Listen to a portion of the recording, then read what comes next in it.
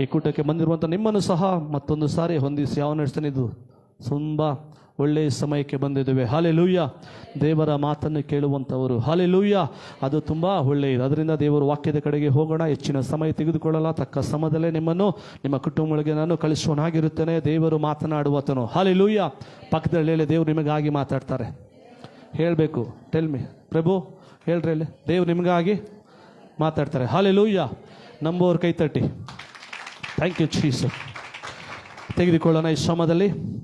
ಪ್ರಸಂಗಿ 1 ವಾಕ್ಯ 2. ಕೀರ್ತನೆ ಜ್ಞಾನೋಕ್ತಿಗಳು ಅದಾದ್ಮೇಲೆ ಬರೋದೇ ಪ್ರಸಂಗಿ, ಹುಡುಕ್ಬೇಡಿ.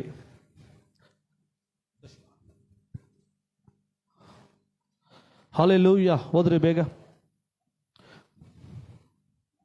ಪ್ರಸಂಗಿ 1:2, ಅಧ್ಯಾಯ 1 ವಾಕ್ಯ 2.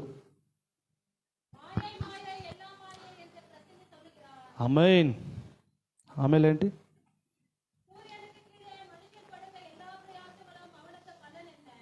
ಆಮೇನ್.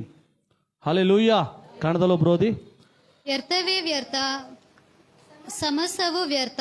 ಮನುಷ್ಯನು ಈ ಲೋಕದಲ್ಲಿ ಪಡುವ ಎಲ್ಲಾ ಪ್ರಯಾಸದಿಂದ ಅವನಿಗೆ ಏನು ಲಾಭ. ಹಾಲೆಲೂಯ್ಯ. ಪ್ರಸಂಗಿ ಯಾರು ಹೇಳಿ? ದಾವೀದನ ಕುಮಾರನು. ಹಾಲೆಲೂಯ್ಯ. ಪ್ರಸಂಗಿ ಯಾರು ಹೇಳಿ? ದಾವೀದನ ಮಗನು. ಹಾಲೆಲೂಯ್ಯ. ಪ್ರಸಂಗಿ ಶ್ರಮದಲ್ಲಿ ಜನರಿಗೆ ಹೇಳ್ತಾ ಇದ್ದಾರೆ, ವಾಕ್ಯಗಳನ್ನು ಕೊಡ್ತಾ ಇದ್ದಾರೆ. ನೋಡ್ರಿ, 2ನೇ ವಾಕ್ಯದಲ್ಲಿ ಈ ರೀತಿ ಬರೆಯಲ್ಪಟ್ಟಿದೆ. ಪ್ರಸಂಗಿ ಹೀಗೆ ಹೇಳುತ್ತಾನೆ, ವ್ಯರ್ಥವೇ ವ್ಯರ್ಥ, ವ್ಯರ್ಥವೇ ವ್ಯರ್ಥ, ಸಮಸ್ತವೂ ವ್ಯರ್ಥ. ನೋಡಿ ಪ್ರಿಯರೇ, ಈ ಲೋಕದಲ್ಲಿ ಮಾಡುವಂತಹ ಎಲ್ಲ ಕಾರ್ಯಗಳು ಎಲ್ಲ ಏನಾಗಿ ಹೋಗುತ್ತೆ? ವ್ಯರ್ಥವಾಗಿ ಹೋಗುತ್ತೆ. ಮನುಷ್ಯನು ಮಾಡುವ ಎಲ್ಲ ಈ ಲೋಕದ ಕಾರ್ಯಗಳು ಎಲ್ಲವೇನಾಗುತ್ತೆ? ವ್ಯರ್ಥವಾಗಿ ಹೋಗುತ್ತದೆ. ಅದರಿಂದ ಪ್ರೀತಿಯ ದೇವ ಜನರೇ, ಈ ಸುಂದರವಾದ ಬೆಳಗಿನ ಶ್ರಮದಲ್ಲಿ ತಂದೆಯಾದ ದೇವರು ಪರಿಶುದ್ಧಾತ್ಮ ನಿಮಗೆ ಹೇಳ್ತಾ ಇದ್ದಾರೆ, ಮನುಷ್ಯರೇ, ದೇವರ ಮಕ್ಕಳೇ, ನೀವು ಮಾಡುವಂಥ ಎಲ್ಲ ಕೆಲಸಗಳು ಏನಾಗಿರುತ್ತದೆ? ವ್ಯರ್ಥವೇ ವ್ಯರ್ಥ, ಸಮಸ್ತವೂ ವ್ಯರ್ಥ. ನೋಡ್ರಿ, ಈ ಸುಂದರವಾದ ಸಮಯದಲ್ಲಿ ನಾವೇನೇ ಕೆಲಸ ಕಾರ್ಯಗಳು ನಮಗಾಗಿ ಲೋಕಕ್ಕಾಗಿ ಮಾಡುವಾಗ ಎಲ್ಲ ಕಾರ್ಯಗಳು ಲಯವಾಗಿ ಹೋಗುತ್ತದೆ. ಹಾಲೆಲೂಯ್ಯ. ಎಲ್ಲ ಕಾರ್ಯಗಳು ಏನಾಗುತ್ತೆ? ಲಯವಾಗಿ ಹೋಗುತ್ತದೆ. ದಾವೀದನ ಮಗನು ಪ್ರಸಂಗಿ ಈ ರೀತಿ ಹೇಳ್ತಾ ಇದ್ದಾನೆ ಜನಗಳಿಗೆ. ಆತನು ಏನಾಗಿದ್ದಾನೆ ನೋಡ್ರಿ, ದಾವೀದನ ಮಗನು ಯೆರೂಸಲೇಮಿನಲ್ಲಿ ಆಳುವ ರಾಜನಾಗಿದ್ದನು. ಯೆರೂಸಲೇಮಿನಲ್ಲಿ ಏನಾಗಿದ್ದ? ಒಬ್ಬ ದೊಡ್ಡ ರಾಜ, ಒಬ್ಬ ರಾಜನಾಗಿದ್ದ. ಆತನ ಏನು ಮಾಡ್ತಾ ಇದ್ದಾನೆ? ಆ ಸಮ್ಮುಖಕ್ಕೆ ಜನರಿಗೆ ಹೇಳ್ತಾ ಇದ್ದಾನೆ, ನೋಡ್ರಪ್ಪ, ನೀವು ಮಾಡುವುದೆಲ್ಲ ವ್ಯರ್ಥವೇ ವ್ಯರ್ಥ. ನೀವು ಮಾಡುವಂಥ ಎಲ್ಲ ಕಾರ್ಯಗಳು ಏನಾಗಿದೆ? ವ್ಯರ್ಥವಾಗಿ ಹೋಗ್ತಾ ಇದೆ. ಅದರಿಂದ ನಾವು ಮಾಡಬೇಕಾಗಿರುವ ಕಾರ್ಯಗಳು ಏನು? ನಾವು ಮಾಡಬೇಕಾಗಿರುವಂಥ ಕಾರ್ಯಗಳೇನು? ಈ ದಿನದಲ್ಲಿ ನಾವು ಅರ್ಥ ಮಾಡ್ಕೊಳ್ಬೇಕು ಪ್ರಿಯರೇ, ದೇವರ ಬರವಣಿಗೆ, ದೇವರ ಸಮ್ಮುಖ ತುಂಬ ಕ್ಷಣ ಮಾತ್ರದಲ್ಲಿ ನಿಂತುಕೊಂಡಿದೆ. ಹಾಲೆಲೂಯ್ಯ. ದೇವರು ಪರಲೋಕದಿಂದ ಭೂಲೋಕಕ್ಕೆ ನಮ್ಮ ಮಧ್ಯದಲ್ಲಿ ಬರೋದಕ್ಕೆ ಆತನು ಸ್ವಲ್ಪ ಸೆಕೆಂಡ್ ಮಾತ್ರ ನಿಂತುಕೊಂಡಿದೆ, ಹೆಚ್ಚಿನ ಸಮಯ ಇಲ್ಲ. ಆ ದಿನದಲ್ಲಿ ಹೇಳ್ತಾ ಇರೋ ದೇವರ ಆತ್ಮನು ಆ ದಿನದಲ್ಲಿ ಅನೇಕ ಕಾರ್ಯಗಳು ಹೇಳ್ತಾ ಇದ್ರು. ಯಾವ ರೀತಿ ಹೇಳ್ತಾ ಇದ್ರು? ಸಮಯ ಬೇಗನೆ ಬರುತ್ತೆ, ಬೇಗನೆ ಬರುತ್ತೆ ಅಂತ. ಆದರೆ ಈ ದಿನ ನಾವು ನೋಡ್ತಾ ಇದ್ದೀವಿ ಪ್ರಿಯರೇ, ಅನೇಕ ಕಾರ್ಯಗಳನ್ನು ನಾವು ಕಣ್ಣಾರೆ ನೋಡ್ತಾ ಇದ್ದೀವಿ, ಕೇಳ್ತಾ ಇದ್ದೀವಿ. ಯಾಕಂದರೆ ದೇವರ ಬರವಣಿಗೆ ಯಾವ ಸಮಯದಲ್ಲಿ ಬೇಕಾದರೂ ಆಗ್ಬೋದು. ಅದರಿಂದ ಈ ಸುಂದರವಾದ ಶ್ರಮದಲ್ಲಿ ಪರಿಶುದ್ಧಾತ್ಮನು ಕೂಡಿ ಬಂದಿರುವಂಥ ಸಭೆಗೆ, ಕೂಡಿ ಬಂದಿರುವಂಥ ಪ್ರತಿಯೊಬ್ಬರಿಗೆ ಹೇಳ್ತಾ ಇದ್ದಾರೆ, ಈ ಲೋಕದಲ್ಲಿ ಮಾಡುವಂಥ ನೀವೆಲ್ಲ ಕೆಲಸ ಕಾರ್ಯಗಳು ಅದೇನಾಗುತ್ತದೆ? ವ್ಯರ್ಥವಾಗಿ ಹೋಗ್ತದೆ. ವ್ಯಕ್ತವೇ ವ್ಯರ್ಥ, ಸಮಸ್ತವೂ ವ್ಯರ್ಥ. ಮನುಷ್ಯನ ಈ ಲೋಕದಲ್ಲಿ ಪಡುವ ಎಲ್ಲ ಪ್ರಯಾಸದಿಂದ ಏನು ಲಾಭ? ನೋಡ್ರಿ, ಇಷ್ಟು ಚೆನ್ನಾಗಿ ಹೇಳ್ತಾ ಇದ್ದಾನೆ. ಮನುಷ್ಯನ ಈ ಲೋಕದಲ್ಲಿ ಪಡುವ ಕಾರ್ಯಗಳು ಏನು? ಎಲ್ಲ ವ್ಯರ್ಥ. ಆ ಪ್ರಯಾಸಗಳು, ನಾವೆಷ್ಟು ಪ್ರಯಾಸ ಪಡ್ತಾ ಇದ್ದೀವಿ ಲೋಕದಲ್ಲಿ. ಏನಕ್ಕೋಸ್ಕರ ಈ ಲೋಕದಲ್ಲಿ ನಾವು ಜೀವನ ಮಾಡ್ತಾ ಇದ್ದೀವಿ? ಎಷ್ಟು ಪ್ರಯಾಸ ಪಡ್ತಾ ಇದ್ದೀವಿ ಅಂತ ಯೋಚನೆ ಮಾಡಿ ಪ್ರಿಯರೇ. ಎಷ್ಟು ನಾವು ಪ್ರಯಾಸ ಪಡ್ತಾ ಇದ್ದೀವಿ ಅಂತ ನೀವು ಯೋಚನೆ ಮಾಡಬೇಕಾಗಿರುವಂಥ ಸಮಯ. ದೇವರ ಆತ್ಮನ ಹೇಳ್ತಾ ಇದ್ದಾನೆ, ನೀವು ಮಾಡುವಂಥ ಈ ಲೋಕದಲ್ಲಿ ಪ್ರಯಾಸ ಪಡುವಂಥ ಎಲ್ಲ ಮನುಷ್ಯರಂದ್ರೆ ಯಾರು ಹೇಳಿ? ನಾವೇ ಮನುಷ್ಯರಂದ್ರೆ ಯಾರು ಹೇಳಿ? ನಾವೇ ಆಗಿದ್ದೀವಿ. ಅದರಿಂದ ದೇವರ ಆತ್ಮನ ಪ್ರಸಂಗಿ ಮುಕ್ತ ಹೇಳ್ತಾ ಇದ್ದಾರೆ ಏನಂತ? ಮನುಷ್ಯನು ಪಡುವ ಪ್ರಯಾಸವುದು ಎಲ್ಲ ವ್ಯರ್ಥವು. ಏನು ಲಾಭ ಇದೆ ಈ ಲೋಕದಲ್ಲಿ? ನಾವು ಏನೇ ಮಾಡಿದ್ರು ಅದು ತಾತ್ಕಾಲಿಕ ಪ್ರಿಯರೇ. ಹಾಲೆಲೂಯ್ಯ. ನಾವು ಮಾಡುವಂಥ ಈ ಲೋಕದ ಏನೇ ಕೆಲಸ ಕಾರ್ಯಗಳು ಏನೇ ಇದ್ರು ಎಲ್ಲವೂ ಅದು ತಾತ್ಕಾಲಿಕವಾದದ್ದಾಗಿದೆ. ಅದರಿಂದನೇ ಪ್ರಸಂಗಿ ಶ್ರಮದಲ್ಲಿ ಹೇಳ್ತಾ ಇದ್ದೇನೆ, ಮನುಷ್ಯನ ಈ ಲೋಕದಲ್ಲಿ ಪಡುವ ಎಲ್ಲಾ ಪ್ರಯಾಸದಿಂದ ಅವನಿಗೆ ಏನು ಲಾಭ ಎಂದು. ನೋಡ್ರಿ, ಅಲ್ಲಿ ಪ್ರಶ್ನೆ ಇದೆ. ಅಲ್ಲೇನಿದೆ? ಪ್ರಶ್ನೆ ಬರ್ತಾ ಇದೆ, ಏನ್ ಲಾಭಪ್ಪ ಈ ಲೋಕದಲ್ಲಿ ನೀನು ಇಷ್ಟು ದುಡಿದು ಇಷ್ಟು ಕೆಲಸ ಮಾಡಿ ಅದು ಮಾಡಿ ಇದು ಮಾಡಿ ಏನಿಗೆ ನಿನ್ನ ಕಡೆಯದಾಗಿ ನಿನ್ನ ಲಾಭ ಏನಿದೆ? ಈ ಲೋಕಕ್ಕಾಗಿ ನೀನು ದುಡಿದು ಈ ಲೋಕಕ್ಕಾಗಿ ಏನೇ ಕೆಲಸ ಕಾರ್ಯಗಳು ಮಾಡಿದ್ರು ಏನೇ ಮಾಡಿಕಿದ್ರು ನಿನಗೆ ಏನ್ ಲಾಭ ಸಿಕ್ಕುತ್ತಂತ ಅಲ್ಲಿ ಪ್ರಶ್ನಾರ್ಥಕ ಇದೆ. ನೋಡ್ರಿ ಬೈಬಲಲ್ಲಿ ಸತ್ಯವೇದದಲ್ಲಿ ಬರೆಯಲ್ಪಟ್ಟಿದೆ. ಅಲ್ಲಿ ಪ್ರಶ್ನೆ ಇದೆ. ಅಂದ್ರೆ ಏನು ನಿಮ್ಮನ್ನು ಕೇಳ್ತಾ ಇದ್ದಾರೆ. ನೀವೇ ಯೋಚನೆ ಮಾಡ್ಕೊಳ್ಳಿ, ನಿಮ್ಮ ಹೃದಯದಲ್ಲಿ ನಿಮ್ಮ ಜೀವಿತದಲ್ಲಿ ನೀವೇ ಒಂದು ಕ್ವಶನ್ ಮಾರ್ಕ್ ಹಾಕೊಳ್ಳಿ. ಹೌದು, ನಾನು ಈ ಕೆಲಸ ಮಾಡ್ತಾ ಇದ್ದೇನೆ, ನಾನು ಈ ಲೋಕಕ್ಕಾಗಿ ಕಾರ್ಯ ಮಾಡ್ತಾ ಇದ್ದೇನೆ, ನನ್ನ ಕುಟುಂಬಕ್ಕಾಗಿ ಕಾರ್ಯ ಮಾಡ್ತಾ ಇದ್ದೇನೆ, ನನಗೆ ಏನು ಲಾಭ ಅಂತ ಈ ದಿನದಲ್ಲಿ ನೀವು ಒಂದು ಪ್ರಶ್ನೆಯನ್ನು ಹಾಕೊಳ್ಳಿ. ದೇವರ ಆತ್ಮನು ಆತನು ನಿಶ್ಚಯವಾಗಿ ಪ್ರಿಯರೇ ಅದ್ಭುತಗಳನ್ನು ಮಾಡುವಂಥ ಕಾರ್ಯ. ನೋಡಿ, ಪ್ರಸಂಗಿ ಮುಖಾಂತರ ಜನರಿಗೆ ಹೇಳ್ತಾ ಇದ್ದಾನೆ, ನೀನು ಮಾಡುವಂಥ ಕಾರ್ಯ ಏನಿದೆಯಪ್ಪ? ಈ ಲೋಕಕ್ಕಾಗಿ ನೀನು ಪಡುವ ಪ್ರಯಾಸ, ಓಡಿ ಓಡಿ ಓಡಿ ಪ್ರಯಾಸ ಪಡ್ತಾ ಇದೀಯಾ, ದುಡಿದು ಪ್ರಯಾಸ ಪಡ್ತಾ ಇದೀಯಾ, ಏನು ನಿನಗೆ ಲಾಭ ಆಗಿದೆ ಎಂದು. Hallelujah, hallelujah. ನೋಡಿ ಪ್ರಿಯರೇ, ಈ ಲೋಕಕ್ಕಾಗಿ ನಾವೆಷ್ಟೇ ದುಡಿದ್ರು ಏನೇ ಮಾಡಿದ್ರು, ನಮ್ಮ ಕುಟುಂಬಕ್ಕಾಗಿ, ನಮ್ಮ ಮಕ್ಕಳಿಗಾಗಿ, ನಮ್ಮ ಬಂಧುಗಾಗಿ, ಎಲ್ಲರಿಗೂ ಏನೇ ಮಾಡಿದ್ರು ಒಂದು ದಿನ ಏನಾಗುತ್ತೆ? ಎಲ್ಲವನ್ನು ಬಿಟ್ಟು ನಾವು ಹೋಗಲೇಬೇಕು. ಅದು ನಮ್ಮ ಕೈಯಲ್ಲಿದೆ, ಅದು ನಮ್ಮ ಕೈಯಲ್ಲಿದೆ ಪ್ರಿಯರೇ. ಅದರಿಂದ ನೀವು ಕೆಲಸ ಮಾಡಬೇಡ್ರಿ, ಕುಟುಂಬ ನೋಡಬೇಡ್ರಿ, ಯಾರನ್ನು ಪ್ರೀತಿ ಮಾಡಬೇಡ್ರಿ ಅಂತ ನಾನು ಹೇಳ್ತಾ ಇಲ್ಲ. ಅದ್ರ ಜೊತೆಗೆ ಮೊದಲೇದಾಗಿ ನಾವೇನು ಮಾಡಬೇಕು? ದೇವರ ರಾಜ್ಯಕ್ಕಾಗಿ, ನೀತಿಗಾಗಿ ನಾವು ತವಕ ಪಡಬೇಕು. ದೇವರಿಗಾಗಿ ನಾವೇನಾದರೂ ಮಾಡಬೇಕು, ದೇವರಿಗಾಗಿ ನಾವು ಪ್ರಯಾಸ ಪಡಬೇಕು, ದೇವರಿಗಾಗಿ ನಾವು ದುಡಿಬೇಕು, ದೇವರಿಗಾಗಿ ನಾವು ನಿಂತ್ಕೊಳ್ಳಬೇಕು. ಆವಾಗಲೇ ನಮಗೆ ಪರಲೋಕದಲ್ಲಿ ಒಂದು ಲಾಭ. ಹಲ್ಲೆಲೂಯಾ.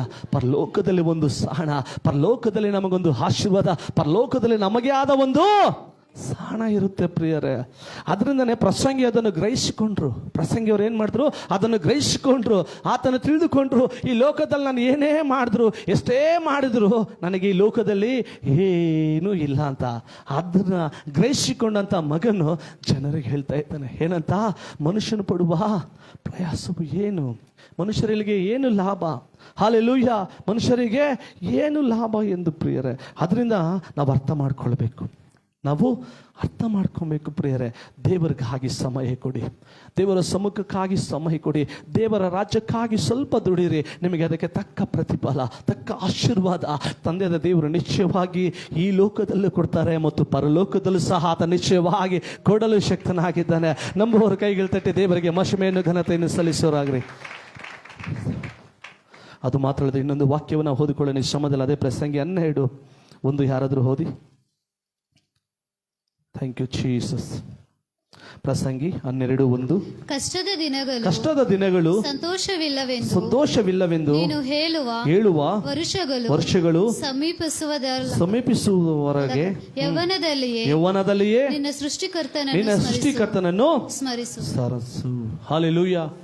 ಯೌವನದಲ್ಲಿಯೇ ಪ್ರಿಯರೇ. ನೋಡ್ರಿ, ಇಲ್ಲಿ ಎಷ್ಟು ಚೆನ್ನಾಗಿ ಬರೆಯಲ್ಪಟ್ಟಿದೆ. ಕಷ್ಟದ ದಿನಗಳು ಸಂತೋಷವಿಲ್ಲವೆಂದು ನೀನು ಹೇಳುವ ವರ್ಷಗಳು ಸಮೀಪಿಸುವ ಒಳಗಾಗಿ ಯೌವನದಲ್ಲಿಯೇ ನಿನ್ನ ಸೃಷ್ಟಿಕರ್ತನನ್ನು ಸ್ಮರಿಸು. ನೋಡಿ ಪ್ರಿಯರೇ, ಈಗಾಗಲೇ ನಾನು ಹೇಳಿದ್ನಲ್ಲ ಪ್ರಾರಂಭದಲ್ಲೇ, ಸಮಸ್ಯೆಗಳು, ಶೋಧನೆಗಳು, ಹೋರಾಟಗಳು ಯಾವ ಸಮಯದಲ್ಲಿ ಬೇಕಾದರೂ ಬರಬಹುದು. ಹಲ್ಲೆಲೂಯಾ. ಸಿಗುವಂಥ ಸಮಯ, ಸಿಗುವಂಥ ಕಾಲ, ಸಿಗುವಂಥ ದಿನದಲ್ಲಿ ನಾವೇನು ಮಾಡಬೇಕು? ತಂದೆಯಾದ ದೇವರನ್ನು ಸ್ಮರಿಸಬೇಕು. ಈ ದಿನ, ಈ ಸಮಯ ಮತ್ತೆ ನಮಗೆ ಸಿಗುತ್ತಾ? ಕ್ಷಣ ಮಾತ್ರದಲ್ಲಿ ಏನು ಬೇಕಾದ್ರೂ ಆಗ್ಬೋದು. ಈ ದಿನ, ಇವತ್ತೇ, ಈಗಲೇ ಯಾವ ಕಾರ್ಯಗಳು ಬೇಕಾದ್ರೂ ಆಗ್ಬೋದು ಪ್ರಿಯರೇ. ಯಾರು ಅದನ್ನ ಹೇಳೋದಕ್ಕೆ ಸಾಧ್ಯವಿಲ್ಲ. ಇದೇ ಕ್ಷಣದಲ್ಲಿ, ಇದೇ ದಿನದಲ್ಲಿ ಕಾರ್ಯ ಆಗುತ್ತಂತ ಯಾರು ಹೇಳಕ್ಕೆ ಸಾಧ್ಯವೇ ಇಲ್ಲ.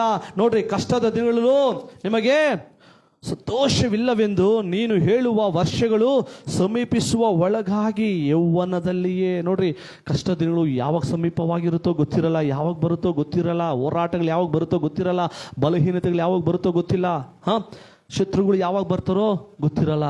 ಎಲ್ಲವನ್ನು ನಾವೇನು ಮಾಡಬೇಕು? ಇರುವಂಥ ಸ್ಥಳದಲ್ಲಿ, ಇರುವಂಥ ಸಮಯದಲ್ಲಿ ನಮ್ಮ ತಂದೆಯಾದ ದೇವರು ಏನೇನು ಮಾಡಬೇಕಂತ ನಾವು ಸ್ಮರಿಸೋರಾಗಿರ್ಬೇಕು. ಆವಾಗಲೇ ಅದಕ್ಕೆ ತಕ್ಕ ಪ್ರತಿಫಲ, ಆಶೀರ್ವಾದ ದೇವರು ನಿಶ್ಚಯವಾಗಿ ಕೊಡ್ತಾರೆ. Hallelujah, hallelujah. ತಂದೆಯಾದ ದೇವರು ಹೇಳ್ತಾ ಇದ್ದಾರೆ, ಯೌವನದಲ್ಲಿಯೇ, ಹಾಲೆಲೂಯಾ, ಯೌವನದಲ್ಲಿ ಏನು ಮಾಡಬೇಕಂತೆ? ಯೌವನದಲ್ಲಿಯೇ ನಿನ್ನ ಸೃಷ್ಟಿಕರ್ತನನ್ನು ಸ್ಮರಿಸು. ನೋಡ್ರಿ ಪ್ರಿಯರೇ, ಎಷ್ಟು ಚೆನ್ನಾಗಿ ಬರೆಯಲ್ಪಟ್ಟಿದೆ. ಇವಾಗ ಕೊಟ್ಟಿರುವಂಥ ಸಮಯ, ಇವಾಗಿರುವಂಥ ಸಮಯದಲ್ಲಿ ನಾವು ಏನು ಮಾಡಬೇಕು? ತಂದೆಯಾದ ದೇವರನ್ನು ಸ್ತುತಿಸಬೇಕು, ಸ್ಮರಿಸಬೇಕು, ಹುಡುಕಬೇಕು. ಅದರಿಂದನೇ ದೇವರು ನಮಗೆ ಅದ್ಭುತಗಳನ್ನು, ಅತಿಶಯಗಳು ಮಾಡ್ತಾರೆ. ಸಮಯ ತುಂಬ ಬೆಳೆಯುವುದು ವ್ಯರ್ಥವೇ ವ್ಯರ್ಥ, ಸಮಸ್ತವೂ ವ್ಯರ್ಥ. ಅದರಿಂದ ದೇವರಿಗಾಗಿ ನೀವು ಪ್ರಯಾಸ ಪಡಿ, ದೇವರ ರಾಜ್ಯಕ್ಕಾಗಿ ನೀವು ಪ್ರಯಾಸ ಪಡಿ. ತಂದೆಯಾದ ದೇವರು ನಿಶ್ಚಯವಾಗಿ ನಿಮ್ಮ ಜೀವಿತದಲ್ಲಿ, ನಿಮ್ಮ ಕುಟುಂಬದಲ್ಲಿ, ನಿಮ್ಮ ಬಾಳಲ್ಲಿ ಮಹತ್ ಕಾರ್ಯಗಳನ್ನು, ಅದ್ಭುತ ಕಾರ್ಯಗಳನ್ನು ಆತ ನಿಶ್ಚಯವಾಗಿ ಮಾಡಲು ಶಕ್ತನಾಗಿರ್ತಾರೆ. ಇದು ನಾನು ಹೇಳ್ತಾ ಇಲ್ಲ, ದೇವರ ವಾಕ್ಯವು ನುಡಿತಾ ಇದೆ. Hallelujah, hallelujah. ದೇವರ ವಾಕ್ಯವು ನುಡಿತಾ ಇದೆ ಪ್ರಿಯರೇ. ಅದರಿಂದ ನಾವೆಲ್ಲರೂ ಈ ಶ್ರಮದಲ್ಲಿ ದೇವರ ರಾಜ್ಯಕ್ಕಾಗಿ, ನೀತಿಗಾಗಿ ನಾವು ತಾಕೋಬಾಡಬೇಕು. ನೋಡಿ ಪ್ರಿಯರೇ, ಒಂದು ಕಾರ್ಯವನ್ನು ಹೇಳ್ತಾನೆ. ಒಬ್ಬ ತಾಯಿ, ಒಬ್ಬ ಮಗಳೇ, ಒಬ್ಬ ತಾಯಿ, ಒಬ್ಬ ಯಜಮಾನನಿರ್ತಾರೆ. ಒಂದು ತಾಯಿ ಒಂದು ದಾರಿಯಲ್ಲಿ ನಡ್ಕೊಂಡು ಹೋಗ್ತಾ ಇರ್ತಾರೆ. ಒಂದು ದಾರಿಯಲ್ಲಿ ಒಂದು ತಾಯಿ ನಡ್ಕೊಂಡು ಹೋಗ್ತಾ ಇರ್ತಾರೆ. ಹೋಗುವಾಗ ಆ ಪಕ್ಕದಲ್ಲಿ ನೋಡಿದ್ರೆ ಒಂದು ಸುಂದರವಾದ ಒಂದು ದ್ರಾಕ್ಷಿಯ ಒಂದು ತೋಟ ಇರುತ್ತೆ. ಏನು ಹೇಳಿ? ಒಂದು ಸುಂದರವಾದ ದ್ರಾಕ್ಷಿಯ ತೋಟ. ಆ ದ್ರಾಕ್ಷಿಯ ತೋಟದಲ್ಲಿ ಫಲಭರಿತವಾದ ಫಲ ಸಮೃದ್ಧಿಯಾಗಿ ಅಲ್ಲಿದೆ. ಏನಾಗಿದೆ ಹೇಳಿ? ಆ ತೋಟದಲ್ಲಿ ದ್ರಾಕ್ಷಿ ಒಂದು ಸಮೃದ್ಧಿಯಾಗಿ ಹೆಚ್ಚಾಗಿ ಚೆನ್ನಾಗಿ ಬೆಳೆದಿದೆ. ನೋಡೋದಕ್ಕೆ ತುಂಬ ರಮ್ಯವಾಗಿ, ಸಂತೋಷವಾಗಿ ಕಾಣ್ತಾ ಇದೆ. ಯಜಮಾನನು ಸುತ್ತಾಡ್ತಾ ಇದ್ದಾನೆ. ಎಲ್ಲಿ? ತೋಟದಲ್ಲಿ. ಹಲ್ಲೆಲೂಯಾ. ಯಜಮಾನನು ನೋಡ್ತಾ ಇದ್ದಾನೆ. ತಾಯಿ ನಡ್ಕೊಂಡು ಪ್ರಯಾಸ ಪಡ್ಕೊಂಡು ಬಂದಿದ್ದಾರೆ. ಒಂದು ವಯಸ್ಸಾದ ತಾಯಿ ಆ ದ್ರಾಕ್ಷಿ ರಸವನ್ನು ನೋಡಿ ಇಷ್ಟ ಆಯಿತು.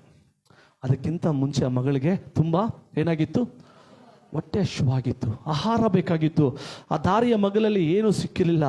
ಆ ಮಗಳು ಪ್ರಯಾಸ ಪಡ್ಕೊಂಡು ಬರ್ತಾನೇ ಇದ್ರು, ಏನಾದರೂ ಸಿಕ್ಕುತ್ತಾ ಅಂತ. ಆದರೆ ಬರುವಾಗ ಆ ದಾರಿಯ ಮೊಗ್ಗಲಲ್ಲಿ ಆ ಮಗಳಿಗೆ ಕಾಣಿಸಿರುವುದು ಒಂದು ಸುಂದರವಾದ ಒಂದು ದ್ರಾಕ್ಷಿಯ ತೋಟ. ಅದು ಸುಂದರವಾದ ದ್ರಾಕ್ಷಿಯ ತೋಟವಾಗಿತ್ತು. ಆ ಮಗಳು ಆಸೆಯಿಂದ, ಹಂಬಲದಿಂದ ಏನು ಮಾಡಿದ್ರು? ಆ ಯಜಮಾನ ಬಳಿ ಹೋಗಿ, ಅಂಗಡಿ ಆಗಿದ್ರೆ ಏನಾಗ್ತಾ ಇದ್ರು? ಕಾಸು ಕೊಟ್ಟು ತೊಗೊತಾ ಇದ್ರು. ಆದರೆ ಅದೇನಾಗಿತ್ತು? ಒಂದು ತೋಟ ಆಗಿತ್ತು. ಆ ತೋಟಕ್ಕೆ ಡೈರೆಕ್ಟಾಗಿ ಹೋಗೋಕ್ಕಾಗಲ್ಲ, ಪ್ರಯಾಸ ಅದಕ್ಕೆ ಒಳಗೆ ಹೋಗೋಕ್ಕಾಗಲ್ಲ. ಅಲ್ಲಿ ಯಾರಿದ್ರು? ಒಬ್ಬ ಯಜಮಾನನು, ಆ ತೋಟದ ಮಾಲೀಕನು, ಆ ತೋಟದ ಯಜಮಾನನು ಆ ಜಾಗದಲ್ಲಿ ಇದ್ದನು. ಹಾಲೆಲೂಯಾ. ಆ ಜಾಗದಲ್ಲಿ ಇದ್ರು.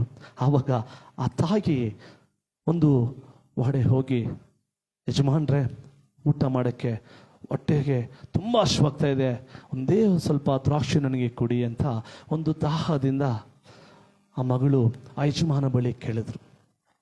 ಆ ಸಮಯದಲ್ಲಿ ಯಜಮಾನ ಏನು ಮಾಡಿರ್ಬೋದು? ಯೋಚನೆ ಮಾಡಿ. ಹಲ್ಲೆಲೂಯಾ.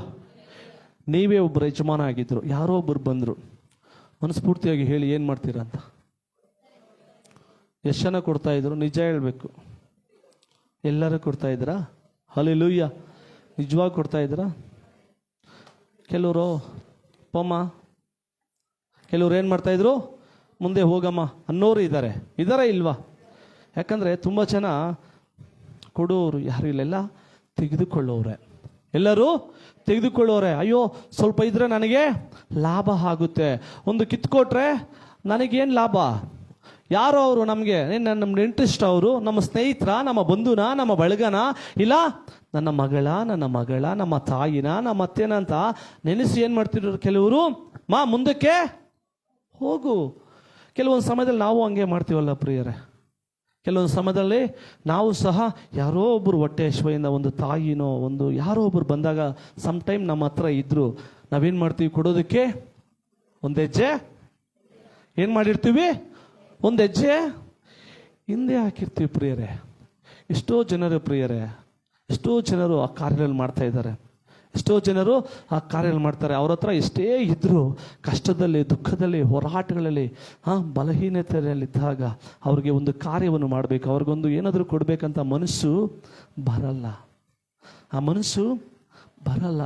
ನೋಡಿ ಪ್ರಿಯರೇ, ಆ ದಿನದಲ್ಲೂ ಸಹ ಯಜಮಾನನು, ಆ ತಾಯಿ ಆ ಯಜಮಾನನ ಬಳಿ ಬಂದು, ನನಗೆ ಹೊಟ್ಟೆ ಹಸಿವಾಗಿದೆ, ತಿನ್ನುವುದಕ್ಕೆ ಸ್ವಲ್ಪ ಹಣ್ಣು ಕೊಡಿ ಅಂತ ಮಗಳು ಆ ದಾಹದಿಂದ ಬಿಡುವಾಗ ಆ ಯಜಮಾನನ ಏನು ಮಾಡ್ದ?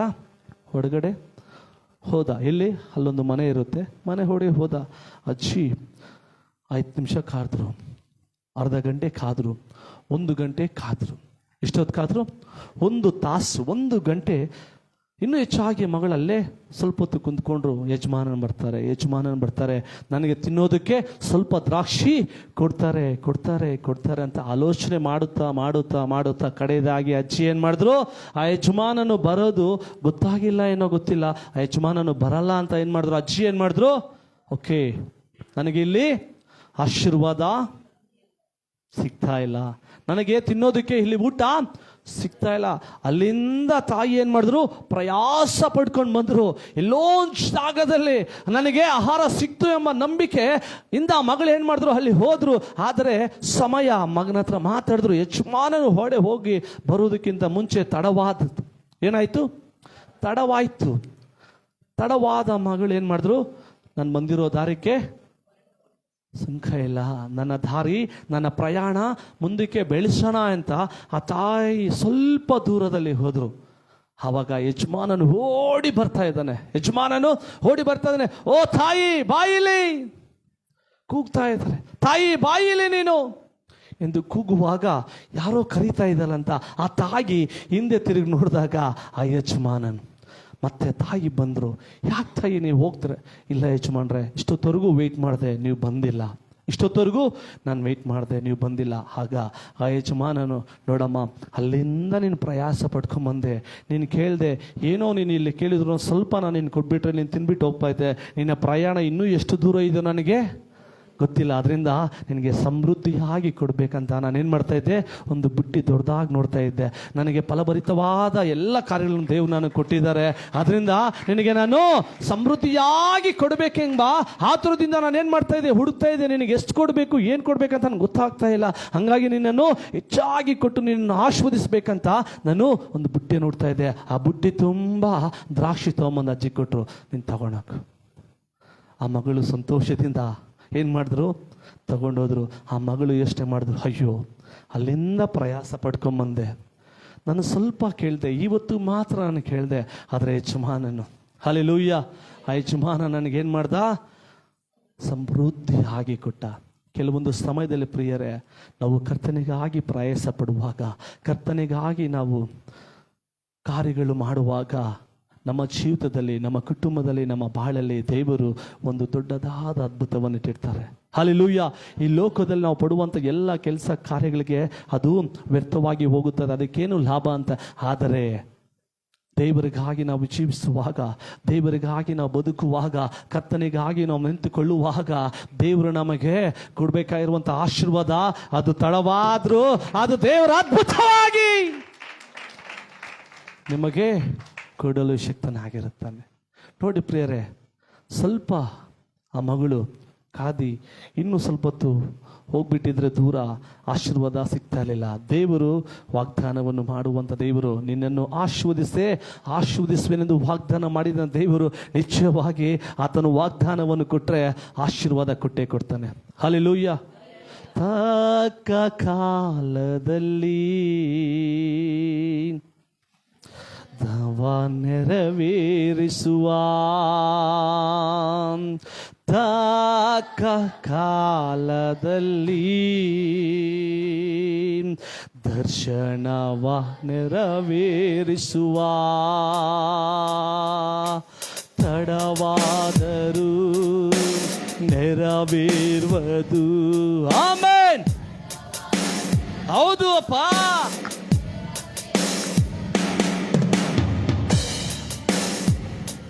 ನಾ ಕಾಯುತ್ತಿರುವೆ, ತಡವಾದರೂ ನಾ ಕಾಯುತ್ತಿರುವೆ, ನಾ ಕಾಯುತ್ತಿರುವೆ, ಅದ್ಭುತವ ಹೊಂದಲು ಕಾಯುತ್ತಿರುವೆ. ಎಲ್ಲರೂ ಕಾಯುತ್ತಿರುವೆ, ನಾ ಕಾಯುತ್ತಿರುವೆ, ಅದ್ಭುತವ ಹೊಂದಲು ಕಾಯುತ್ತಿರುವೆ. ಕರ್ತನಿಗೆ ಕಾಯುವವರು ಯೇಸುವೇ ಅವಮಾನವೊಂದರು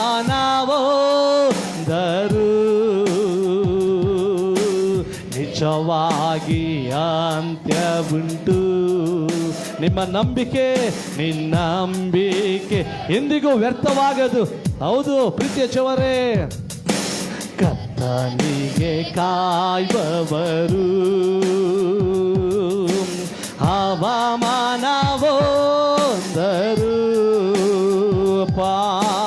ನಿಜವಾಗಿ ಅಂತ್ಯವುಂಟು, ನಿನ್ನ ನಂಬಿಕೆ ವ್ಯರ್ಥವಾಗದು. ಹೌದು ಪ್ರೀತಿಯ ದೇವಜನರೇ, ತಡವಾದರೂ ಸಹ ದೇವರು ನಿಶ್ಚಯವಾಗಿ ಅದ್ಭುತವಾಗಿ ನಿಮ್ಮ ಜೀವಿತದಲ್ಲಿ ಅತಿಶಯ ಕಾರ್ಯಗಳನ್ನು, ನಿಮ್ಮ ಕುಟುಂಬದಲ್ಲಿ ಅತಿಶಯ ಕಾರ್ಯಗಳನ್ನು ನೆತ್ತನಾದ ತಂದೆ ನಿಶ್ಚಯವಾಗಿ ಆತನು ಮಾಡಲು ಶಕ್ತನಾಗಿದ್ದಾನೆ. ಅದರಿಂದ ನಾವು ಕರ್ತನಿಗಾಗಿ ಪ್ರಯಾಸ ಪಡಬೇಕು. ಹಲ್ಲೆಲೂಯ. ನಾವು ಕರ್ತನಿಗಾಗಿ ಪ್ರಯಾಸ ಪಡಬೇಕು, ಕರ್ತನಿಗಾಗಿ ನಾವು ಜೀವಿಸೋರಾಗಿರಬೇಕು. ಆವಾಗಲೇ ನಮ್ಮ ಜೀವಿತದಲ್ಲಿ ಸಮೃದ್ಧಿಯಾದ ಆಶೀರ್ವಾದ, ಸಮೃದ್ಧಿಯಾದ ಬಿಡುಗಡೆ, ಸಮೃದ್ಧಿಯಾದ ಎಲ್ಲ ಕಾರ್ಯಗಳನ್ನು ಪರಲೋಕದ ತಂದೆಯು ತಕ್ಕ ಶ್ರಮದಲ್ಲಿ ನಿಮಗೆ, ನಿಮ್ಮ ಕುಟುಂಬಕ್ಕೆ ಆತನು ಕೊಡಲು ಶಕ್ತನಾಗಿರ್ತಾನೆ. ಅದರಿಂದ ಪ್ರಸಂಗಿ ಹೇಳುವ ಪ್ರಕಾರ ಈ ಲೋಕದಲ್ಲಿ ಪಡುವ ಎಲ್ಲ ಕೆಲಸ ಕಾರ್ಯಗಳು ಅದು ವ್ಯರ್ಥವಾಗಿರುತ್ತದೆ. ಆದರೆ ದೇವರಿಗಾಗಿ ಯೌವನ ಕಾಲದಲ್ಲಿ ನಿನ್ನ ಸೃಷ್ಟಿಕರ್ತನನ್ನು ಸ್ಮರಿಸುವಾಗ ದೇವರು ನಿಮ್ಮ ಜೀವಿತದಲ್ಲಿ ಒಂದು ದೊಡ್ಡ ಬೆಳಕು, ದೊಡ್ಡ ಅದ್ಭುತ, ದೊಡ್ಡ ಅತಿಶಯ ಕಾರ್ಯಗಳು ನಿಶ್ಚಯವಾಗಿ ಮಾಡಲು ಆತನು ಶಕ್ತನಾಗಿರುತ್ತಾನೆ. ಅದರಿಂದ ಪ್ರೀತಿಯ ದೇವಜನರೇ, ನಾವು ಈ ಲೋಕಕ್ಕಾಗಿ ದುಡಿಯದೆ, ಲೋಕಕ್ಕಾಗಿ ನಾವು ಜೀವಿತ ಮಾಡದೆ, ನಮಗಾಗಿ ನಾವು ಜೀವಿತ ಮಾಡದೆ, ದೇವರ ರಾಜ್ಯಕ್ಕಾಗಿ, ದೇವರ ನೀತಿಗಾಗಿ ನಾವು ತವಕ ಪಡುವಾಗ, ತಂದೆಯಾದ ದೇವರನ್ನು ನಾವು ಸ್ಮರಿಸುವಾಗ, ತಂದೆಯ ದೇವರನ್ನು ನಾವು ಹುಡುಕುವಾಗ ಅದರಿಂದ ಬರುವ ಆಶೀರ್ವಾದ ಅದು ನಿರಂತರವಾಗಿರುತ್ತದೆ. ಅದು ಈ ಲೋಕದಲ್ಲೂ ಮಾತ್ರವಲ್ಲದೆ ಪರಲೋಕದಲ್ಲೂ ಸಹ ಆಶೀರ್ವಾದಕವಾಗಿರುತ್ತದೆ. ಅದರಿಂದ ಪ್ರೀತಿಯ ದೇವಜನರೇ, ತಂದೆಯಾದ ದೇವರು ನಿಮಗೆ ಈ ಸುಂದರವಾದ ಬೆಳಗಿನ ಸಮಯದಲ್ಲಿ ಹೇಳ್ತಾ ಇದ್ದಾರೆ, ಇನ್ನೊಂದು ವಾಕ್ಯವನ್ನು ಓದಿ ನಾವು ಹೋಗುವಾಗಿರೋಣ. ಅದೇ ವಾಕ್ಯ ಪ್ರಸಂಗಿ ಒಂದೇ ಒಂದು ಓದಿ ನಾವು ಹೋಗುವಾಗಿರೋಣ. ಮುಂದಿನ ಕಾರ್ಯಕ್ಕಾಗಿ ದೇವರು ನಮ್ಮ ಸಂಗಡ ಮಾತನಾಡಲು ಶಕ್ತನಾಗಿದ್ದ ಒಳ್ಳೆ ದೇವರ ಆತನ ಮಾತನಾಡಿದ್ದಾರೆ. ನೋಡ್ರಿ, ಪ್ರಸಂಗಿ ಹೀಗೆ ಹೇಳುತ್ತಾನೆ, ವ್ಯರ್ಥವೇ ವ್ಯರ್ಥ, ವ್ಯರ್ಥವೇ ವ್ಯರ್ಥ, ಸಮಸ್ತವು ವ್ಯರ್ಥ. ಮನುಷ್ಯನ ಈ ಲೋಕದಲ್ಲಿ ಪಡುವ ಪ್ರಯಾಸದಿಂದ ಅವನಿಗೇನು ಲಾಭ? ಅದು ಮಾತ್ರ ಅಲ್ಲದೆ ಈ ಲೋಕಕ್ಕೆ ಪಡುವಂಥ ಪ್ರಯಾಸ ಏನು ನಿಮಗೆ ಲಾಭ? ಆದರೆ ನಿಮಗೆ ಲಾಭ ಬೇಕಾ? ನಿಮಗೆ ಆಶೀರ್ವಾದ ಬೇಕಾ? ನಿಮಗೆ ಏನೇನು ಬೇಕೋ ದೇವರನ್ನು ಯಾವ ರೀತಿ ನಾವು ಕೇಳ್ಕೊಳ್ಬೇಕಂತೆ ಅದೇ 12:2 ಹೇಳುವ ಪ್ರಕಾರ ನಿಶ್ಚಯವಾಗಿ ಆತ ನಡೆಸಲು ಶಕ್ತನಾಗಿರ್ತಾರೆ. ಹಲ್ಲೆಲೂಯ. ಇನ್ನು ಒಂದೇ ಒಂದು ಕಾರ್ಯವನ್ನು ನಿಮಗೆ ಹೇಳಿ ನಾನು ಮುಂದಿನ ಕಾರ್ಯಕ್ಕೆ ನಾನು ಹೋಗೋನಾಗಿರ್ತೇನೆ. ಈ ಸಮಯದಲ್ಲಿ ನಾವು ಸತ್ಯವೇದದಲ್ಲಿ ಮಧ್ಯದ ಒಂದು ಭಾಗ ಇದೆ. ನಮ್ಮ ಸತ್ಯವೇದದಲ್ಲಿ ಸೆಂಟರ್ ಅಂದರೆ ಮಧ್ಯ ಒಂದು ವಾಕ್ಯ ಬರುತ್ತೆ. ಯಾರಿಗಾದ್ರೂ ಗೊತ್ತಾ? ಅದು ಗೊತ್ತಾ? ಮಧ್ಯದ ಒಂದು ಭಾಗ ಯಾವುದು? ಗೊತ್ತಿಲ್ಲಲ್ಲ? ಬರೆದಿಟ್ಕೊಳ್ಳಿ, ಇಲ್ಲ ಮೊಬೈಲಲ್ಲಿ ನೋಟ್ ಮಾಡ್ಕೊಳ್ಳಿ. ನೋಡ್ರಿ, ಶ್ರಮದಲ್ಲಿ ಸತ್ಯವೇದದ ಮಧ್ಯದ ಭಾಗದಲ್ಲಿ ಇರುವಂಥ ಅಧ್ಯಾಯ ಯಾವುದೆಂದರೆ, ಅಧ್ಯಾಯ ಅಂದರೆ ಸತ್ಯವೇದದಲ್ಲಿ ಮಧ್ಯದಲ್ಲಿ ಸೆಂಟರ್, ಎಲ್ಲದಕ್ಕೂ ಒಂದು ಸೆಂಟರ್ ಅಂತ ಇರುತ್ತಲ್ಲ, ಅದೇ ಥರ ಸತ್ಯವೇದದಲ್ಲಿ ಸಂಪೂರ್ಣವಾದ ಬೈಬಲಲ್ಲಿ ಒಂದು ಮಧ್ಯದ ಒಂದು ಭಾಗ, ಒಂದು ಸೆಂಟರ್, ಒಂದು ಅಧ್ಯಾಯ ವಾಕ್ಯ ಯಾವುದಂದರೆ, ನಾವು ನೋಡೋ ಈ ಶ್ರಮದಲ್ಲಿ ನೋಡುವುದಾದರೆ 118 ಕೀರ್ತನೆಗಳು 118:8 ಅದು ಮಧ್ಯದ ಒಂದು ಭಾಗ, ಅಧ್ಯಾಯವಾಗಿದೆ. ಕೀರ್ತನೆಗಳು 118 ಅದರಲ್ಲಿ 8ನೇ ವಾಕ್ಯ ಏನಾಗಿದೆ ಅಂದರೆ ಅದು ಎಲ್ಲ ಸತ್ಯವೇದದಲ್ಲಿ ಒಂದು ಮಧ್ಯದ ಭಾಗವಾಗಿದೆ. ನೋಡ್ರಿ, ಇನ್ನೊಂದು ಕಾರ್ಯ ಬರ್ಕೊಂಡಿದ್ದೀರಾ? ನೋಟ್ ಮಾಡ್ಕೊಳ್ಳಿ, ಮತ್ತೆ ನಾನು ಹೇಳ್ತೇನೆ.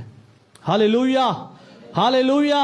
ಸತ್ಯವೇದದಲ್ಲಿ ಮಧ್ಯದ ಭಾಗ ಯಾವುದಂದರೆ ಕೀರ್ತನೆಗಳು 118 ಮತ್ತು 8. ಓಕೆ, ಅದರಲ್ಲಿ ಅದೇ ಸತ್ಯವೇದದಲ್ಲಿ ದೊಡ್ಡದಾದ ಅಧ್ಯಾಯ ಯಾವುದು? 119. ನಮ್ಮ ವೆಂಕಟೇಶ್ ಬ್ರದರ್ಗೆ ಕೈತಟ್ಟಿ. ಸತ್ಯವೇದದಲ್ಲಿ ಬರೆದಿರುವಂತಹ ಅಧ್ಯಾಯದಲ್ಲಿ ಒಂದು ದೊಡ್ಡದಾದ ಒಂದು ಅಧ್ಯಾಯ ಯಾವುದು ಅಂದರೆ 100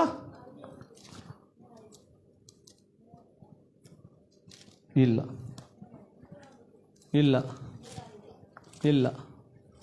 ದೊಡ್ಡದು ಯಾವುದು? 119. ಚಿಕ್ಕ ಅಧ್ಯಾಯ ಯಾವುದು?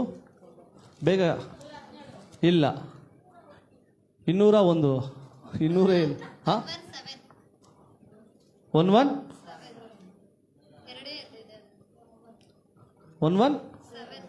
ಪಕ್ಕನಾ? ನೋಡ್ರಿ, 11 ಪಕ್ಕನಾ? ಎಷ್ಟಿದೆ ಅದರಲ್ಲಿ? ಹಲ್ಲೆಲೂಯಾ. ಎಷ್ಟಿದೆ ಅದರಲ್ಲಿ? 102. ದೊಡ್ಡದು ಯಾವುದು? 119. ಚಿಕ್ಕದಾದ ಅಧ್ಯಾಯ.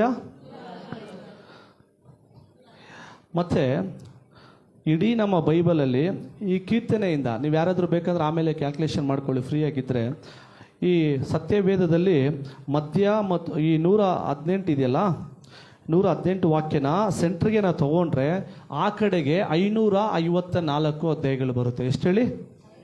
594.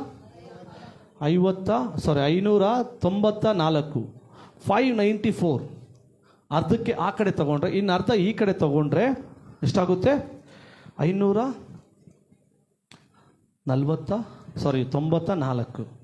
ಸೆಂಟ್ರಿಗೆ 594. ನೀವು ಬೇಕಂದ್ರೆ ಮನೇಲಿ ಹೋಗಿ ನೋಡ್ಕೊಳ್ಳಿ, ಬರ್ದಿಟ್ಕೊಳ್ಳಿ. ಅದಕ್ಕೆ ಹೇಳಿದ್ದು ನೀವು ಬರ್ದಿಟ್ಕೊಬೇಕು. ಮತ್ತೆ ಇದು ಹೇಳಿದ್ದು ಸರಿನೋ ತಪ್ಪ ಅಂತ ನೀವು ನನಗೆ ಮತ್ತೆ ಕೇಳಬೇಕು. ಹಲ್ಲೆಲೂಯಾ. ಎಷ್ಟು ಬರುತ್ತೆ ಅದಕ್ಕೆ ನೋಡ್ರಿ, ಅದು 1018. 1188. ನೀವು ಬೇಕಂದ್ರೆ ಪರೀಕ್ಷೆ ಮಾಡಿ ನೋಡಿ. ನೀವೇನು ಮಾಡಿ, ನಾನು ಸ್ಟಾರ್ಟಿಂಗಲ್ಲಿ ನಿಮ್ಗೆ ಹೇಳಿದ್ನಲ್ಲ, ಸೆಂಟ್ರ್ ಭಾಗ ಯಾವುದು ಅಂದರೆ 118.8. ಇದನ್ನು ನೀವು ಪ್ಲಸ್ ಮಾಡಿದ್ರೆ 1188. 1188. ನೀವು ಬೇಕಂದರೆ ಚೆಕ್ ಮಾಡ್ಕೊಳ್ಳಿ. ಬರ್ಕೊತಾ ಇದ್ದೀರಾ? ನಾನು ಹೇಳೋದೆಲ್ಲ ಸರಿ ಅನ್ಬೇಡ್ರಿ, ನೀವು ಹೇಳಬೇಕು. ನಿಮ್ಮ ತಲೆಗೆ ನೀವು ಸ್ವಲ್ಪ ಕೆಲಸ ಕೊಡಿ. ಓಕೆ, ನಾವು ಟೋಟಲ್ ಮಾಡಿದ್ರೆ ಎಷ್ಟು ಬರುತ್ತೆ? 1188 ಬಂದೇ ಬರುತ್ತೆ. ಆ 1188 ನೋಡ್ರಿ, ಈ ಶ್ರಮದಲ್ಲಿ ಒಂದೇ ಒಂದು ವಾಕ್ಯವನ್ನು ಓದಿ ನಾವು ಪ್ರಾರ್ಥಿಸುವರಾಗಿರೋಣ. ಅದನ್ನೇ ತೆಗೆದುಕೊಳ್ಳೋಣ. ಕೀರ್ತನೆಗಳು 118 ವಾಕ್ಯ. ಮನುಷ್ಯರಲ್ಲಿ ಭರವಸೆ ಇಡುವುದಕ್ಕಿಂತ ಯೆಹೋವನನ್ನು ಆಶ್ರಯಿಸಿಕೊಳ್ಳುವುದು ಒಳ್ಳೆಯದು. ನೋಡ್ತಾ, ನಾನು ಹೇಳಿದೆ ಪ್ರಾರಂಭದಲ್ಲೇ ನಿಮಗೆ, ವ್ಯರ್ಥವೇ ವ್ಯರ್ಥ, ಮನುಷ್ಯನು ಪಡುವ ಪ್ರಯಾಸವೆಲ್ಲ ವ್ಯರ್ಥ. ಏನು ಲಾಭ ಈ ಲೋಕದಲ್ಲಿ? ಆದರೆ ದೇವರನ್ನು ಆಶ್ರಯಿಸಿಕೊಳ್ಳುವಾಗ. ಹಲ್ಲೆಲೂಯಾ. ಕೀರ್ತನೆಗಳು 118 ವಾಕ್ಯ ಹೇಳ್ತಾ ಇದೆ, ಮನುಷ್ಯರಲ್ಲಿ ಭರವಸೆ ಇಡುವುದಕ್ಕಿಂತ ಯೆಹೋವನನ್ನು ಆಶ್ರಯಿಸಿಕೊಳ್ಳುವುದು ಒಳ್ಳೆಯದು. ಹಲ್ಲೆಲೂಯಾ. ಈ ಲೋಕದಲ್ಲಿ ನಾವು ಏನೇ ಕೆಲಸ ಕಾರ್ಯಗಳು ಮಾಡಿದ್ರು ಎಲ್ಲವೂ ವ್ಯರ್ಥ. ಆದರೆ ಕರ್ತನನ್ನು ಆಶ್ರಯಿಸಿಕೊಳ್ಳುವಾಗ ದೇವರು ನಮಗೆ ಒಳ್ಳೆಯವನಾಗಿರ್ತಾನೆ. ಒಳ್ಳೆಯದಾಗಿದ್ದರೆ ಆತನು ಒಳ್ಳೆಯದನ್ನೇ ಮಾಡುವಾತನಾಗಿದ್ದಾನೆ. ಎಲ್ಲ ಬರೆದಿಟ್ಕೊಂಡಿದ್ದೀರಾ? ನಾನು ಕೇಳ್ತೀನಿ. ಹಲ್ಲೆಲೂಯಾ. ದೇವರು ನಿಮ್ಮನ್ನು ಹೆಚ್ಚಾಗಿ ಆಶೀರ್ವದಿಸಲಿ. ಈ ವಾಕ್ಯಗಳನ್ನು ಕೊಟ್ಟಿರುವಂಥ ದೇವರಿಗೆ ವಂದನೆ ಸಲ್ಲಿಸುತ್ತಾ ನಾವೆಲ್ಲರೂ ನಿಂತ್ಕೊಂಡು ಈ ಶ್ರಮದಲ್ಲಿ ಪ್ರಾರ್ಥಿಸೋರಾಗಿರೋಣ. Thank you Jesus. ಹಲ್ಲೆಲೂಯಾ. ಯೇಸುವೇ ನಿಮಗೆ ಸ್ತೋತ್ರ. ಎಲ್ಲರೂ ಕಣ್ಣುಗಳು ಮುಚ್ಚಿ. ಅಪ್ಪ, ಈ ದಿನ ಮೊದಲುಗೊಂಡು ರಾಜ, ನಾನು ಮಾಡುವ ಕೆಲಸ ಕಾರ್ಯಗಳಲ್ಲಿ ಯೇಸುವೇ, ಈ ಲೋಕದಲ್ಲಿ ನಾನು ಏನೇ ಮಾಡಿದ್ರು ಎಲ್ಲ ವ್ಯರ್ಥವಾಗಿ ಹೋಗುತ್ತದೆ ಯೇಸುವೇ. ಆದರೆ ಅಪ್ಪ, ಈ ದಿನ ನಾನು ತೀರ್ಮಾನ ಮಾಡ್ತಾ ಇದ್ದೇನೆ ಅಪ್ಪ, ನಿನ್ನ ರಾಜ್ಯಕ್ಕಾಗಿ ನೀತಿಗಾಗಿ ನಾನು ತಾವಕ ಪಡುತ್ತೇನೆ. ಯೌವನ ಕಾಲದಲ್ಲಿ ನಿನ್ನನ್ನೇ ನಾನು ಸ್ತುತಿಸಿ ಸ್ಮರಿಸುವನಾಗಿರ್ತೇನೆ ಎಂದು ಒಪ್ಪಿಸೋಣ. ಪ್ರಸಂಗಿಗಳ ಪ್ರಕಾರ ವ್ಯರ್ಥವೇ ವ್ಯರ್ಥ, ಸಮಸ್ತವೂ ವ್ಯರ್ಥ. ಮನುಷ್ಯನು ಪಡುವ ಎಲ್ಲ ಕಾರ್ಯಗಳು ಅವನಿಗೇನು ಲಾಭವು ಕೊಡುತ್ತದೆ ಎಂದು. ಆದ್ದರಿಂದ ಆ ವಾಕ್ಯದ ಪ್ರಕಾರ ಈ ಶ್ರಮದಲ್ಲಿ ನಾವೆಲ್ಲರೂ ಒಪ್ಪಿಸೋಣ. ಹೌದು ಅಪ್ಪ, ನಾನು ಈ ದಿನ ವ್ಯರ್ಥವಾದ ಕೆಲಸಗಳು ಮಾಡುವುದಿಲ್ಲ, ವ್ಯರ್ಥವಾದ ಕಾರ್ಯಗಳನ್ನು ಮಾಡುವುದಿಲ್ಲ, ವ್ಯರ್ಥವಾದ ಜಾಗಕ್ಕೆ ನಾನು ಹೋಗುವುದಿಲ್ಲ, ವ್ಯರ್ಥವಾದ ಜಾಗದಲ್ಲಿ ನಾನು ನಿಂತುಕೊಳ್ಳುವುದಿಲ್ಲ. ಯೇಸಪ್ಪ, ಹೌದು ಕರ್ತನೇ, ಕೊಟ್ಟಿರುವಂಥ ಸಮಯದಲ್ಲಿ ನಿನ್ನನ್ನೇ ನಾನು ಸ್ಮರಿಸೋನಾಗಿರ್ತೇನೆ, ನಿನ್ನನ್ನೇ ನಾನು ಸ್ತುತಿಸೋನಾಗಿರ್ತೇನೆ ಅಂತ ಪ್ರತಿಯೊಬ್ಬರ ಕಣ್ಣುಗಳು ಮುಚ್ಚಿ ಒಪ್ಪಿಸಿ ಶ್ರಮದಲ್ಲಿ ಯಾರೂ ಕಣ್ಬಿಡ್ಬೇಡ್ರಿ. ಎಲ್ಲರೂ ಶ್ರಮದಲ್ಲಿ ಭಾರದಿಂದ ಬೇಡಿಕೊಳ್ಳೋರಾಗಿರಿ. ಅಪ್ಪ, ನೀನೇ ನನಗೆ ಆಶ್ರಯನಪ್ಪ. ಹೌದು ಅಪ್ಪ, ಇಷ್ಟು ದಿನ ಮನುಷ್ಯರಲ್ಲಿ ನಾನು ಭರವಸೆ ಇಟ್ಟಿದ್ದೇನೆ ಯೇಸಪ್ಪ. ಇಷ್ಟು ದಿನ ಯಾವುದೋ ಒಂದು ಕಾರ್ಯದ ಮೇಲೆ ನಾನು ಭರವಸೆ ಇಟ್ಟಿದ್ದೇನೆ. ನನ್ನ ಸಮಯವನ್ನು ವ್ಯರ್ಥವಾಗಿ ನಾನು ಕಳೆದು ಬಿಟ್ಟಿದ್ದೇನೆ ಯೇಸಪ್ಪ. ಈಗಲಾದರೂ, ಇನ್ನು ಮುಂದೆ ಆದರೂ ಯೇಸುವೇ, ನಿನ್ನನ್ನೇ ನಾನು ಆಶ್ರಯಿಸಿಕೊಳ್ಳುವನಾಗಿರುತ್ತೇನೆ ಎಂದು ನಾವು ಒಪ್ಪಿಸೋಣ. ಆತನನ್ನು ಆಶ್ರಯಿಸಿಕೊಳ್ಳುವುದು ಒಳ್ಳೆಯದು. ಯೆಹೋವನು ನಮಗೆ ಆಶ್ರಯ ದುರ್ಗನಾಗಿದ್ದಾನೆ. ಪ್ರೀತಿಯ ದೇವಜನರೇ, ಯೆಹೋವನು ಒಳ್ಳೆಯವನು. ಮನುಷ್ಯನಲ್ಲಿ ಬರುವುದಕ್ಕಿಂತ ಯೆಹೋವನನ್ನು ಆಶ್ರಯಿಸಿಕೊಳ್ಳುವುದು ಎಷ್ಟೋ ಎಷ್ಟೋ ಒಳ್ಳೆಯದು. ಪ್ರೀತಿಯ ನನ್ನ ಸಹೋದರ ಸಹೋದರಿಯರೇ, ಈ ಸುಂದರವಾದ ಶ್ರಮದಲ್ಲಿ ಒಪ್ಪಿಸಿರಿ. ದೇವರು ನಿಶ್ಚಯವಾಗಿ ಅದ್ಭುತಗಳನ್ನು, ಅತಿಶಯಕಾರಗಳನ್ನು ಮಾಡುವಂಥ ಒಳ್ಳೆಯ ಒಳ್ಳೆಯ ದೇವರಾಗಿದ್ದಾರೆ. ಹಲ್ಲೆಲೂಯಾ. ಯೇಸುವೇ ಉನ್ನತನೇ ಸ್ತೋತ್ರಪ್ಪ. ಮನುಷ್ಯರು ಪಡುವ ಪ್ರಯಾಸವೆಲ್ಲ ವ್ಯರ್ಥ ನೋಡು ಅಣ್ಣ. ಯೇಸುವೆ ರಕ್ಷಕ ಸರ್ವ ಜನರಿಗೆ ತಿಳಿಯಬೇಕು ಅಣ್ಣ. ಮನುಷ್ಯರು ಪಡುವ ಪ್ರಯಾಸವೆಲ್ಲ ವ್ಯರ್ಥ ನೋಡು ಅಣ್ಣ. ಯೇಸುವೆ ರಕ್ಷಕ ಸರ್ವ ಜನರಿಗೆ ತಿಳಿಯಬೇಕು ಅಣ್ಣ. ನಂಬಿ ರಕ್ಷಣೆ ಹೊಂದುವುದಾದರೆ ನರಕವಿಲ್ಲೋ ಅಣ್ಣ. ನಂಬಿ ರಕ್ಷಣೆ ಹೊಂದುವುದಾದರೆ ನರಕವಿಲ್ಲೋ ಅಣ್ಣ. ಏ ಅಣ್ಣ, ಏ ಅಣ್ಣ, ಏ ಅಣ್ಣ, ಏ ಅಣ್ಣ, ಏ ಅಣ್ಣ, ಏ ಅಣ್ಣ, ಏ ಅಣ್ಣ, ಎದ್ದೇಳು ಬೇಗ, ಸಮಯವಿಲ್ಲು ಅಣ್ಣ, ನಮಗೀಗ ಸಮಯವಿಲ್ಲು ಅಣ್ಣ. ಎಲ್ಲರೂ ಖುಷಿ. ಏ ಅಣ್ಣ, ಎದ್ದೇಳು ಬೇಗ, ಸಮಯವಿಲ್ಲು ಅಣ್ಣ, ನನಗೀಗ ಸಮಯವಿಲ್ಲು ಅಣ್ಣ. ಮತ್ತೊಂದು ಸಾರಿ, ಮನುಷ್ಯನು ಪಡುವ ಪ್ರಯಾಸವೆಲ್ಲ ವ್ಯರ್ಥ ನೋಡು ಅಣ್ಣ. ಯೇಸುವೆ ರಕ್ಷಕ ಸರ್ವ ಜನರಿಗೆ ತಿಳಿಯಬೇಕು ಅಣ್ಣ. ಮನುಷ್ಯರು ಪಡುವ ಯೇಸುವೆ, ಹೌದು ಅಪ್ಪ, ಸರ್ವ ಜನರಿಗೆ ತಿಳಿಯಬೇಕು ಅಣ್ಣ. ನೀನು ನಂಬಿ ರಕ್ಷಣೆ ಹೊಂದುವುದಾದರೆ ನರಕವಿಲ್ಲೋ ಅಣ್ಣ. ನಂಬಿ ರಕ್ಷಣೆ ನರಕವಿಲ್ಲೋ ಅಣ್ಣ. ಏ ಅಣ್ಣ, ಏ ಅಣ್ಣ, ಏ ಅಣ್ಣ, ಏ ತಮ್ಮ, ಏ ತಮ್ಮ, ಏ ತಮ್ಮ, ಏ ಅಣ್ಣ, ಎದ್ದೇಳು ಬೇಗ, ಸಮಯವಿಲ್ಲೋ ಅಣ್ಣ, ನನಗೀಗ ಸಮಯವಿಲ್ಲೋ ಅಣ್ಣ. ಏ ಅಕ್ಕ, ಎದ್ದೇಳು ಬೇಗ, ಸಮಯವಿಲ್ಲೋ ಅಕ್ಕ, ನಿಮಗೀಗ ಸಮಯವಿಲ್ಲೋ ಅಕ್ಕ. ಎಲ್ಲರೂ ಏ ಅಕ್ಕ, ಎದ್ದೇಳು ಬೇಗ, ಸಮಯವಿಲ್ಲೋ ಅಕ್ಕ, ನಿಮಗೀಗ ಸಮಯವಿಲ್ಲೋ ಅಕ್ಕ. ಏ ತಮ್ಮ, ಎದ್ದೇಳು ಬೇಗ, ಸಮಯವಿಲ್ಲೋ ತಮ್ಮ, ನಿಮಗೀಗ ಸಮಯವಿಲ್ಲೋ ತಮ್ಮ. ದೇವರ ವಾಕ್ಯಕ್ಕಾಗಿ, ಕೊನೆಯ ಕುಟಕ್ಕಾಗಿ ನಿಮ್ಮ ಮಧ್ಯದಲ್ಲಿ ಯಾರದು ಪ್ರಾರ್ಥಿಸರಾಗಿರಿ. ಯೇಸುವೇ, ಹಲ್ಲೆಲೂಯಾ. ಇದು ರಾಜ್ಯ ಆರಂಭದಿಂದ ಮುಕ್ತಾಯದವರೆಗೂ ಸ್ವಾಮಿ ನಿನ್ನ ದಾಸನ ಸಂಗಡ ಮಾತನಾಡಿದ್ದಕ್ಕಾಗಿ ನಿಮಗೆ ಸ್ತೋತ್ರಪ್ಪ. ಇದು ಯೇಸುವೆ ಯೌವನ ಕಾಲದಲ್ಲಿ ಸೃಷ್ಟಿಕರ್ತನನ್ನು ಸ್ಮರಿಸುವಂತ ವಾಗ್ದಾನಗಳಿಂದಲೂ ಯೇಸುವೆ ವ್ಯರ್ಥವೇ ವ್ಯರ್ಥವು ಸಮಸ್ತವು ವ್ಯರ್ಥವು ಅಂತ ಹೇಳಿದಂತ ವಾಗ್ದಾನಗಳು ಸ್ವಾಮಿ, ಗೊತ್ತಿಲ್ಲದ ಗೂಢಾರ್ಥಗಳು ನೀವು ಗೋಚರಪಡಿಸಿ ಕೊಟ್ಟಿದ್ದಕ್ಕಾಗಿ ನಿಮಗೆ ಸ್ತೋತ್ರ ಸ್ವಾಮಿ. ಇದು ಕೇಳಿದಂತ ನಾವು ನಮ್ಮ ಕುಟುಂಬಗಳು ಯೇಸುವೆ ಅದಕ್ಕೆ ತಕ್ಕ ಹಾಗೆ ವಿಧೇಯರಾಗಿ ನಡೆಯುವಂತ ಕೃಪೆಯನ್ನು ಅನುಗ್ರಹಿಸಪ್ಪ. ಈ ವಾರವೆಲ್ಲ ಈ ತಿಂಗಳೆಲ್ಲ ಸ್ವಾಮಿ ನಿನ್ನ ವಾಗ್ದಾನಗಳನ್ನು ಕೈ ಹಿಡಿದು ನಡೆಯುವಂತ ಭಾಗ್ಯವನ್ನು ಅನುಗ್ರಹಿಸು ಸ್ವಾಮಿ. ಇದುವರೆಗೂ ನಿನ್ನ ದಾಸನನ್ನು ಮುಚ್ಚಿ ಮರೆ ಮಾಡಿಕೊಂಡಿದ್ದಕ್ಕಾಗಿ ಸ್ತೋತ್ರ.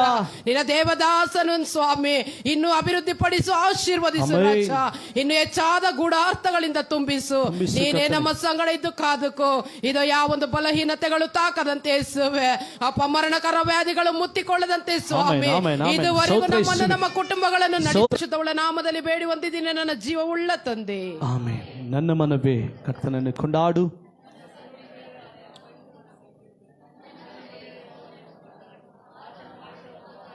ಒಂದನ್ನಾದರೂ ಮರೆಯಬೇಡ. ಆಮೆನ್. ಎಲ್ಲರೂ ಕರಗಳನ್ನು ಮೇಲೆ ಕೆತ್ತಿ ಕೊನೆ ಆಶೀರ್ವಾದವನ್ನು ಎಲ್ಲರೂ ಸಮೃದ್ಧಿಯಾಗಿ ಹೊಂದಿಕೊಳ್ಳೋಣ. ಎಲ್ಲರೂ ಕರಗಳನ್ನು ಮೇಲೆ ಕೆತ್ತಿ. ನಮ್ಮ ಯೇಸು ಕ್ರಿಸ್ತನ ಕೃಪೆಯು, ತಂದೆಯಾದ ದೇವರ ಪ್ರೀತಿಯು, ಪರಿಶುದ್ಧಾತ್ಮನ ಅನ್ಯೋನ್ಯತೆಯು, ಸಮಾಧಾನವು, ಸಂತೋಷವು, ನೆಮ್ಮದಿಯು ವಿಶೇಷವಾಗಿ ಹೇಳಿ ಕೂಡಿ ಬಂದಿರುವಂಥ ಪ್ರತಿಯೊಬ್ಬರ ಸಂಗಡ, ಇಸ್ರೇಲರ ಸಂಗಡ ಆತನ ಬರುವ ತನಕ ನಿತ್ಯವೂ ನಿರಂತರವಾಗಿರಲಿ. ಆಮೆನ್. Hallelujah, hallelujah, hallelujah. ನೂತನ ದಿನದೊಳಗೆ ನಮ್ಮ ನಡೆಸು, ನೂತನ ಕೃಪೆಯಿಂದ ನನ್ನ ತುಂಬಿಸು. ನೂತನ ದಿನದೊಳಗೆ ನನ್ನ ನಡೆಸು, ನೂತನ ಕೃಪೆಯಿಂದ ನನ್ನ ತುಂಬಿಸು. ಹೊಸ ಕೃಪೆಯ ನೀಡು ದೇವಾ, ಹೊಸ ಬಲವ ನೀಡು ದೇವಾ, ಹೊಸ ಕೃಪೆಯ ನೀಡು ದೇವಾ. ಆಮೆನ್. ನೂತನ ದಿನದೊಳಗೆ ನನ್ನ ನಡೆಸು ಎಲ್ಲರೂ, ನೂತನ ಕೃಪೆಯಿಂದ ನನ್ನ ತುಂಬಿಸು ಎಲ್ಲರೂ, ನೂತನ ದಿನದೊಳಗೆ ನನ್ನ ನಡೆಸು, ನೂತನ ಕೃಪೆಯಿಂದ ನನ್ನ ತುಂಬಿಸು, ಹೊಸ ಕೃಪೆಯ ನೀಡು ದೇವಾ, ಹೊಸ ಬಲವ ನೀಡು ದೇವಾ, ಹೊಸ ಕೃಪೆಯ ನೀಡು ದೇವಾ, ಹೊಸ ಬಲವ ನೀಡು ದೇವಾ, ನೂತನ ದಿನದೊಳಗೆ ನನ್ನ ನಡೆಸು, ನೂತನ ಕೃಪೆ ನಮ್ಮೆಲ್ಲರನ್ನು ನಡೆಸುವಪ್ಪ ಈ ತಿಂಗಳಲ್ಲಿ ನೂತನ. ನೀವು ಈ ವರ್ಷದಲ್ಲಿ ಅಪ್ಪ ಈ ತಿಂಗಳಲ್ಲಿ ನಮ್ಮನ್ನು ನಡೆಸಿದ್ರೆ ಹೊಸ ದಿನ, ಅದಕ್ಕಾಗಿ ನಿಮಗೆ ಸ್ತೋತ್ರ. Hallelujah, hallelujah. ದೇವರ ಕೃಪೆ ನಿಮ್ಮೊಂದಿಗೆ ನಿಮ್ಮ ಕುಟುಂಬದೊಂದಿಗೆ ಆತನ ಬರುವ ತನಕ ಇರಲಿ. ಆಮೆನ್.